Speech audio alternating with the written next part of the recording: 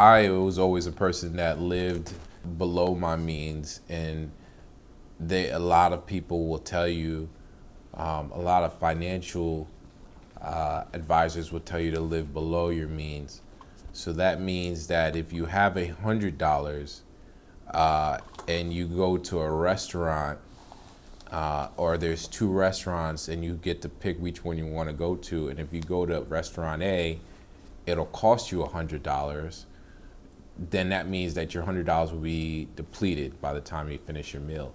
Or you can go to restaurant B and the meal will cost you $20, and that means that after you spend you spend the $20, you now have $80. So that would be living below your means. Spending $100, restaurant A would be living above your means. So most financial advisors tell you to live somewhere in between or closer to B. I would agree with that. I would agree that you want to make sure you save money for a rainy day. So when you're thinking about how you use and spend your money, you spend it very wisely. And there's also the word frugally, saying that if I have $100 doesn't mean I need to spend $100. We all have wants and needs. So maybe you want to go to restaurant A and you want to spend $100, but our needs is that we need to nourish ourselves. So if both restaurants will accomplish that, we don't need to spend all $100. So I think there's an importance of understanding that. Now, I do live also by the notion now that something that has changed in my life in the last couple of years.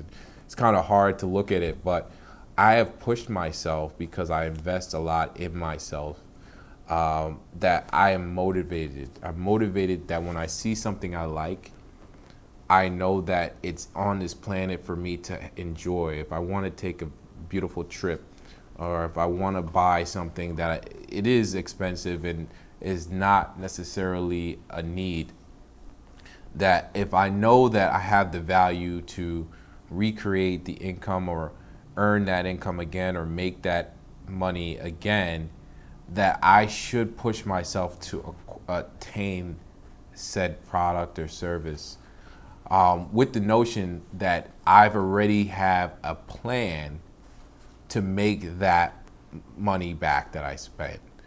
And I think that's a way to keep us pushing and motivated. And it works for some people very well. For me, it has worked very well. For others, it may not. But it's just aspirational. It just pushes you. And if you're pushing yourself to that limit and you can take that limit, then you should. But you have to know yourself. It's not for everybody. Otherwise, it's always smart to be living within your means or below it.